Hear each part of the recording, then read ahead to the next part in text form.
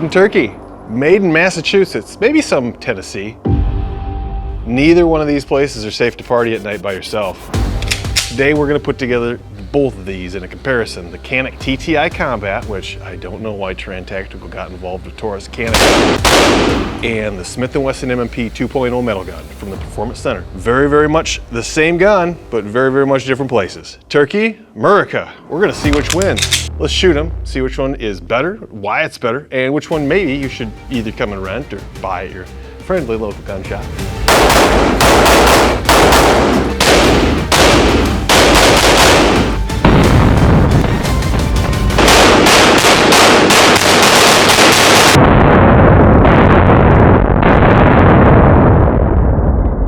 They're very, very comparable, the two of them. Price points, everything about them, optic plates, they're very comparable. A little bit larger slide catch lever here, and to be honest, I wish the world would just eliminate those, go full German mode on that, which is unfortunate, but a lot of people search for this and either don't have the hand strength, don't have the thumb length. If it's a defensive pistol, you're gonna forget that lever's there. This is the right way to rack a gun. Overhand rack, whether it's this way or off a table or... So cool. But I do like that it's a little bit larger and I can reach it both hands also. This will be nice because we'll be able to do side by side, like right after each other, just to see, and maybe my camera guy can get that how quick or flippy the muzzle is.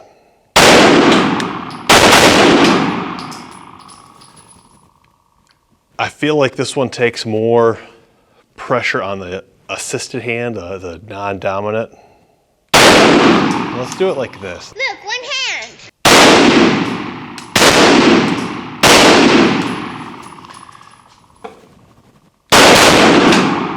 Side by side, all right. We know how that one shoots. We've been shooting them both. Baby lever. Don't use the lever. Grab the dot. Punch it off with something else like we're just talking about.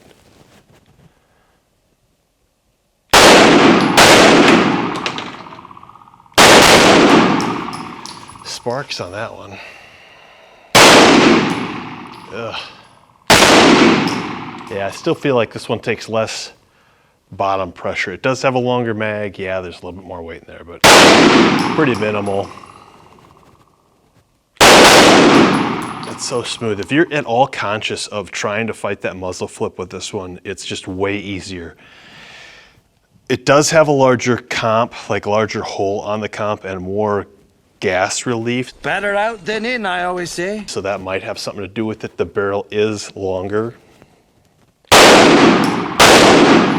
The optic height, like the co-witnessing of the sights, does do better. Even though I feel like this sight sits higher, it should be further away from the sights. These guys come with suppressor ready sights or suppressor height sights. So it does better of like my natural presentation of the gun right there. When I'm not trying to shoot for effect, when I'm just punch out, like if I were going to carry this gun as a defensive pistol, boom, and my dot is there. It's so much better than if I grab the Canik and do the same thing where I'm like, okay, I need to, look everybody, Osama bin Laden. It's not right. I can't see this rear sight at all. And you'll see why. They're not low sights, but they're definitely not high sights. That dot sits too high. And there's not that much difference between the two dots. Like, I feel like the Howitzer might actually be taller. The body of it is thicker. So I should have an easier time finding it on the Canik versus the Smith. That presentation is just, if you focus on it, it's not bad, but if you're just gonna like grab a gun off the table and go, okay, where's my, there's my front sight, there it is. You can only really focus on the front sight or the dot. In trying to co-witness, you can only get the front sight because that back sight's totally cooked, it's gone. Let's see here. We've kind of talked about in the individual reviews, the adjustable grip. The Smith wins all day. This is replaceable, yes. 3 sizes come with, large, medium, small. 4 sizes come with, but it doesn't just take care of the front to back, it does side to side as well. Better. If your hands are big, they're probably big all over. They're probably not just weirdly big. A big hand. Both guns are gonna have great holster options. The Canik does actually come with a really nice, I don't know if it's Pelican, I don't think it's Pelican case, but a stacked case. So as you open the box, you're greeted with the Canik. Hey, here's your gold gun. It's got a cool little tool in there. We'll show you later. You've seen it. It's great. It's funny. Underneath that level, you've got a challenge coin, your optic plates, if I remember right, and a holster. Smith does not send a holster with, and I don't fault them for not sending a holster with. Historically speaking, like everybody's done kind of a range and carry type kit. That's what Smith calls theirs. They don't offer it for this gun, but they, like Springfield used to do theirs. You had a double mag pouch and a holster. They had to charge you more. It cost them to make it. Nobody used it. It was not the right stuff. Canik's is actually fairly good. It's still not the right stuff. Like, I'm gonna want different holsters. I don't wear the same size boots as you. I don't wear the same type of boots as you, or shoes, or sandals, or flip-flops, or underwear. Doesn't fit me. These are personal items that are specific and personal to me. They're specific and personal to you. You won't like the same holsters I do. For the most part, there's gonna be at least subtle differences. So holster or no holster, I don't know. I feel like I'm being charged for this free stuff. Smith & Wesson has a ton of size options inside of their M&P line. Not as many with the metal, but M&P across the board has got, there's a 3.5 inch barrel, a 3.6 inch barrel, a 4 inch barrel, a 4 1/4 inch barrel, a 5 inch barrel. There's a 4 1/4 inch threaded barrel. So this is actually threaded and able to accept a suppressor if we undo the set screws and take it off. Piles of options. So this is like a 4 5/8 inch barrel or something like that, because it's 4 1/4 plus the threads. It's not a small gun. Like if we have a 17 round mag and remove this, maybe it's conceal and carryable. Maybe you can carry it. The length here isn't going to kill you with the carry gun. It's going to be obnoxious. Like that's a lot of, like we're going to ride there. That's going to get in my way if I'm riding in a car. Additionally, I'm going to look like I'm 400 pounds trying to get that to wedge in. You think I'm fat?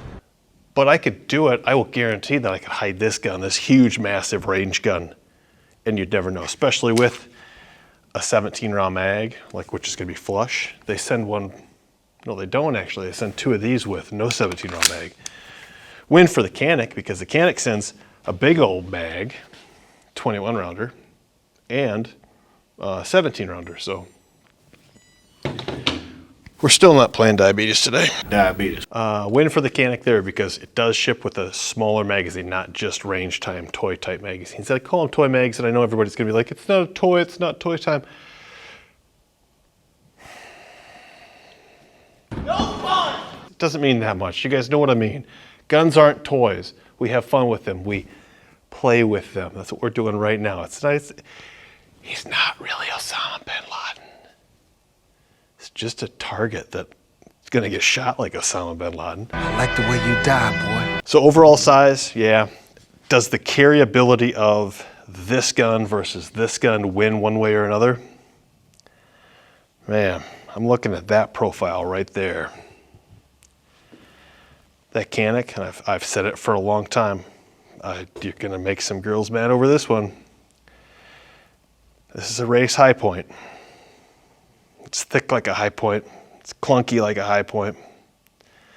Got a great trigger though. Man, that's like the girl you're like, butter face. Whew.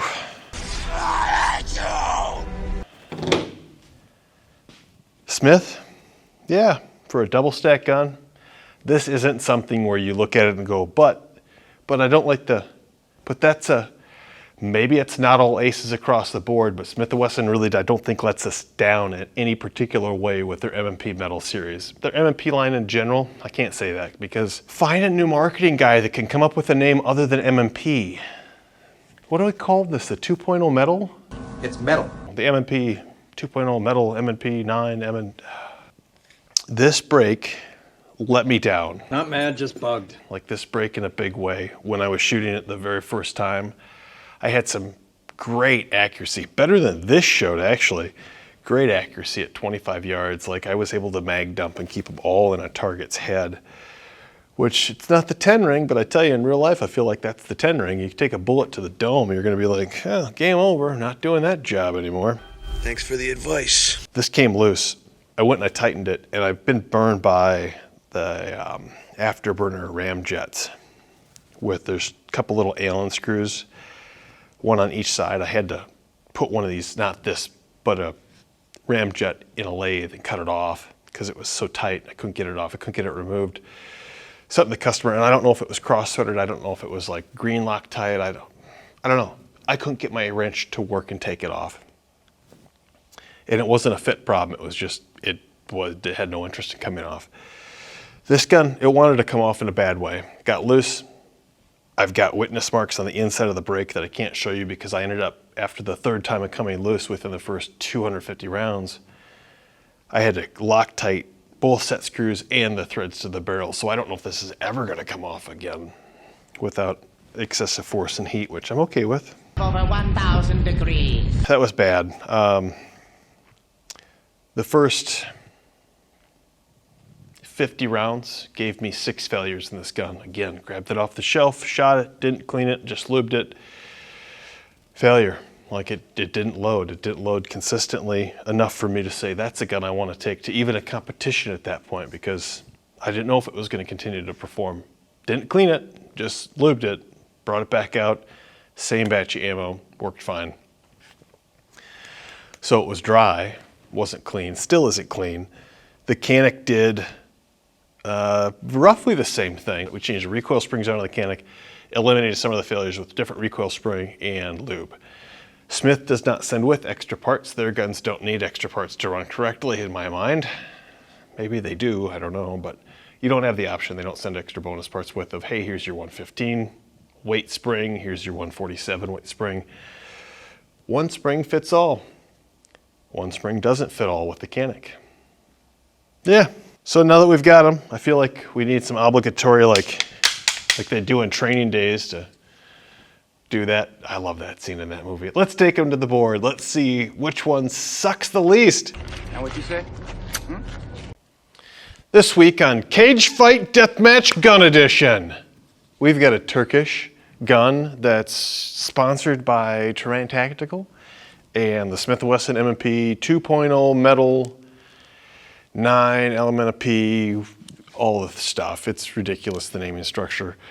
We have a ridiculously sponsored gun, is how I'm going to call it, sponsored gun, and we have a ridiculously named gun because it's old and it's boring, and they need to come up with, they need to fire that guy. He's got a swing line down in the marketing department. He needs to be thrown out for naming that the M&P 2.0 metal comp. You're fired. Gross.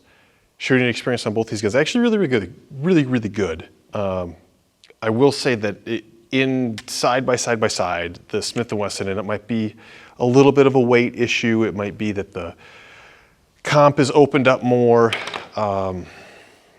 Just a nicer handle, a nicer shooting gun, all in all. It's more apt to be on target and not grabbing it and twisting the gun because of that adjustable grip that we've spoke on in its individual review. It goes to Smith & Wesson. Optic ready, the Smith & Wesson wins again, and the biggest reason that the Smith & Wesson wins in this one is because of their rear sight height. You can see the sights even with that Hollow Sun competition dot on there. You can still co-witness the sights with the dot. Their suppressor height, because it's got a threaded barrel, I think that's why they're doing it. But they got it more right than Canik did in this instance. Canik's got a serrated rear sight that's all black, which is fine by me. They've got a fiber optic front sight, which is also fine by me for a range gun. You can't see the rear sight at all, and you have to search for that front sight, and it's going to be off base because you're so far tilted to get to it to see it that it's just worthless. They may as well leave the sights off this gun. So again, for the Smith & Wesson, it's great that they do it, but Smith & Wesson does put on night sights on this gun. They're tritium night sights. If you're a guy who kind of cut your teeth on 3-dot sights and 3-dot night sights, this is going to feel right at home to you. The great thing about a red dot, if you're not a red dot shooter too, if you're not a red dot shooter also, the great thing about having a red dot is we don't have to search out for that cover your target combat stance of ... target behind it. If you're pumpkin on a post guy, you don't have to get that either, where it's ... target on top of that. With the red dot, you can be off. You can have that gun presented really high, really low. As long as the dot is superimposed on your target, you should be good to go. Not maybe as surgical as you could be, but you should be good to go. Downsides of the Smith & Wesson's optic ready, again, we covered this in the individual videos, so sort of kick a dead horse here. They send way too much hardware and way too many plastic plates with, and no one plastic plates. But Canik is using plastic plates on theirs also. They're justified a little bit better than the Smith & Wessons. They're a little tighter to the slide is what I mean by that. Canik didn't send really enough hardware to get that dot mounted. They do make their own, so I'm sure they're trying to force you into their dot. Smith & Wesson does not make hollow sun, but they give you every opportunity to get that mounted amongst any other. You could probably mount the Canik Canik sight on the Smith & Wesson gun. All the hardware, which is great. Adjustability of the grip, the Smith wins. It's not even a question, the Smith & Wesson wins. The adjustable palm swell grips that they've got adjust sides and back. It's one piece, there's 4 sizes. It's easy, it's quick to do. It really will adjust how that gun comes up and sits and rides and points and presents versus the Canik, where you've got 3 removable back straps. You've got to take the mag well off, so there's a screw that you've got to take off. And then there's a cross pin that you've got to push out. So this isn't a job where it's going to be like, oh, it's quick and easy. It's not challenging, but there's more to it. You may need a hammer and a punch to get that pin out that we talked about, which is, it's easy. It's just a little cross pin right there about. So yeah, Smith & Wesson. Extras, we don't do ties. I mean, we just don't do ties. Let's do it this way. For the amount of time that the M&P has been out versus the amount of time that the Canik has been out, the Canik probably has as many, if not more, aftermarket accessories for it. So remember how I said don't get excited about the writing here, guys, okay? Because the T, it's a T and it's an I. Okay, easy. Carry score, neither one of these guns are going to carry well. The one that's probably got the edge is going to be the Canik because there, I think, legitimately are more holster options out there for that gun. It's got a gigantic mag well on it. The Smith & Wesson does not come with a shorter mag. You're stuck with the giant mag, so as a factory package. The carry score, I'm going to give it to the Canik because it does come with shorter mag. It does come with a holster. The Smith & Wesson does not ship with this stuff. We can make any of these guns. They're both excessively large for a concealed carry gun. Anything with a comp, I think, maybe not. Maybe we should leave the compensated guns at home. And by the way, the guys who are like, or leave it in your truck, don't leave your guns in your truck. It's the worst holster ever. You know where people break into? Your truck to take your carry gun that you're not carrying on you, you're carrying it in your center console. You know who I'm talking to. Canik again, there, because it does come with a few things that will help you carry it. Neither one of them are good carry guns, though, people. Does it fill a need? No, neither one of these guns fill a need. Not at all fill a need. They price point out the same. That's one of the reasons I picked these two firearms out for this direct comparison, is because they price point out within like real world pricing, within like $30 of each other, not MSRP to MSRP. Within like 30 bucks. The Smith & Wesson MSRP is going to be higher than the Canik. The Caniks sell for closer to retail than the Smith & Wessons do. That's just how they market it. I have to give it to Smith & Wesson though, and it really kind of boils right back down to the shooting experience and the overall. Smith & Wesson did a great job in not filling a need, so that's kind of a weird one to. Some of these categories, we stick with the same categories because that's what's been up there. If I change the categories all the time, you're gonna say that I'm gerrymandering the categories or stacking the deck, and I don't wanna do that. I don't want anybody upset at me. This will probably upset you though. Does it suck? Neither one of them really sucked at the range. The Canik's recoil impulse is sharper in a direct comparison to the Smith & Wesson. The Smith is just overall a smoother gun. For its intended use of range time, I want larger capacity magazines. I don't wanna have to reload. This thing, you can almost eat up a whole box with 2 mags. 50 round box it is, not a 1,000 round box. The math isn't that hard. I like the look of the Canik. That's where it kind of does win. Smith & Wesson's facelift did a great job of making the guns a little bit more appealing, but there's nothing special about that. I don't look at that gun and go, oh, that's exactly what that is. That's a metal M&P 2.0 performance centered compensated gun. No, if you take the comp off, put a regular barrel in there, that's gonna and put a regular magazine in it, that's gonna look like every other M&P out there, which they do have a gussied up version. They have an M&P steel that looks great. I have not shot that gun yet. I want to. I don't have anything to do a direct comparison to it as. So, cool gun, limited edition. It's one of their spec series guns. Great piece, I'm sure, but I'm not ready to throw that money at that gun. Smith & Wesson for the win. all of the little things from rear sight to, where the Canik excels is its trigger. That trigger reset's so sharp and so nice, and just everything about it is great. If they could make it not clunky though, because it's got like a loose feel to it already after a few hundred rounds. I've always called the Canik race high points, and I know that's really gonna ruffle some feathers, but go grab a high point and think about it. Grab your Canik and think about it, and then grab something that's not super wide at the frame. Race high point versus Smith & Wesson, surprise, Smith & Wesson wins by a decent margin. So there you go. If you're that guy who's like, I need to have one of those Canik TTIs because it's Terran tactical and it's got something to do with John Wick or anything cool because there are fanboys on the internet that said it, you should shoot a Smith & Wesson. You should. It's a lot nicer. It's a lot better. It's not fancy. It's not gold. Go to the hardware store, buy some Rust-Oleum, get some of that green frog tape, works really well. Take the thing and just leave it together if you're gonna use spray paint. Just spray over it. Don't tape anything off anyway. Just make it gold or bronze or whatever they call that color. It's a good looking piece. Smith's doing it better in this case, guys. Sorry to burst your bubble about the guy who's you're just like, well, it's a Smith & Wesson, man. But now you know. Bronze, good looking, does not perform well. There might be other things in your life that are good looking that don't perform well. I hope that you're not one of them. I hope that you perform well. You can be good looking too. Try hard. It'll be fun. Smith & Wesson for the win. I think we talked about don't think about zebras. I tell people to subscribe and come shoot at the range. Yeah. I think that makes them good looking. That's true. It does make you good looking. Well, but really, on a serious note, Waterloo, Hart Brothers in Waterloo, we've got two shops, one in Mason City, one in Waterloo. 25 yards, 16 lane range here, rated for about everything. The guns that you see in our comparison videos, so long as they are not, if you want to do a side-by-side comparison, and again, tell me why I'm wrong and why you're right, why I'm ugly and why you're pretty, I'd love to hear it. Still don't care, but I'd love to hear it. So come to the range, shoot these two guns, shoot just one of them. If you've got a TTI, come shoot the M&P, put a couple hundred rounds through it, see what you think, and tell me that I'm still wrong. You won't.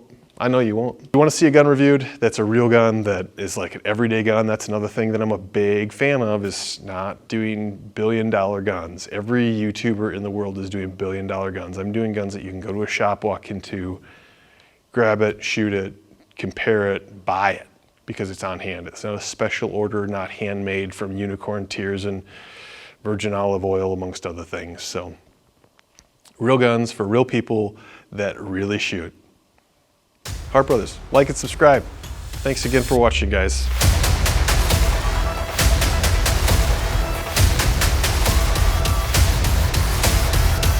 I was gonna say virgin something else, but as you're going, you can't like stop and like, oh, it's virgin, second, third time.